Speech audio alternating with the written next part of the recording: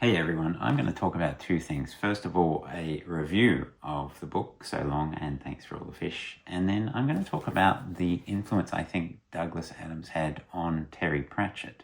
So we're talking here about the fourth book in the Hitchhiker's Guide to the Galaxy trilogy, which was published in 1984. As always with the sequel, I won't go into too much of the plot. Suffice it to say, it's set in a kind of alternate universe where the Earth hasn't been blown up. And in this one, there's actually much more of a narrative than the previous three books. But there doesn't seem to be as many funny lines as the first three books. The thing is, almost all of it is set on Earth, and most of it is about Arthur, who's generally having a very depressing time of it. So in some ways, the whole book has a bit of a negative flavour. In fact, there was only one line where I actually laughed out loud. I wonder if you laughed in the same place. Leave a comment if you've read this recently, if you think you know where I laughed out loud. And I will give you a hint because it's something a little bit random. It's something that Arthur says. The first person to guess it will get a shout out in one of my subsequent Hitchhikers videos.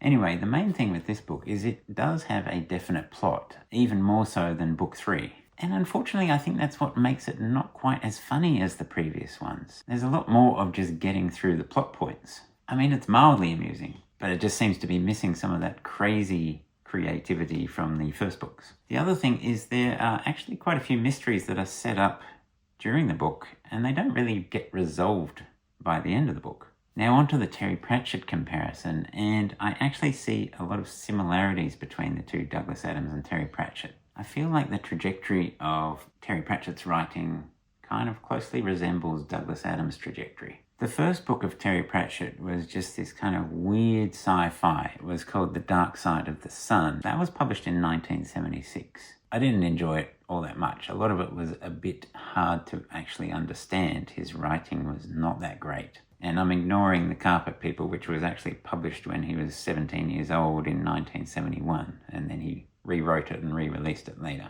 And then his next book was published in 1981. Now, in the meantime, in 1979, the first Hitchhiker's Guide to the Galaxy book came out, and then the second book came out in 1980. The second book of Terry Pratchett came out in 1981. It was called Strata, and again, it was another sci-fi book.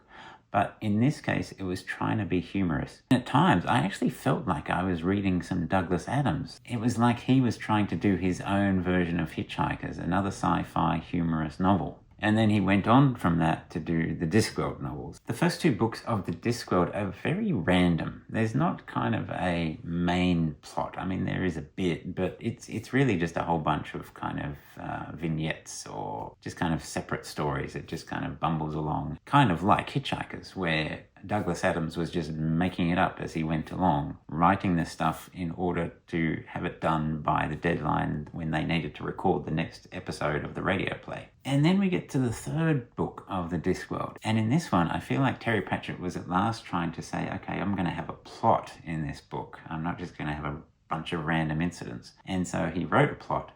And I didn't think the third book was as funny. In the same way that Douglas Adams, in writing this book, he tried to have a kind of cohesive plot, and therefore I don't think it is as funny. And then, of course, things actually improved. I think the fifth Hitchhiker's novel is better than the fourth one, but also obviously Terry Pratchett improved. Like the fourth book of Discworld is Mort, which I think is really good, and things just kept improving as Terry Pratchett kept on writing.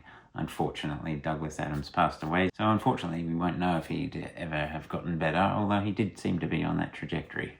Anyway, yes, I'm only giving this 3 stars, maybe 3.5 stars. This is the low point for me of the entire Hitchhiker's saga. As always, I'd like to know if you agree or disagree. Leave a comment, leave a like. If this is your first time here, please consider subscribing, and I will see you in the next video. See ya.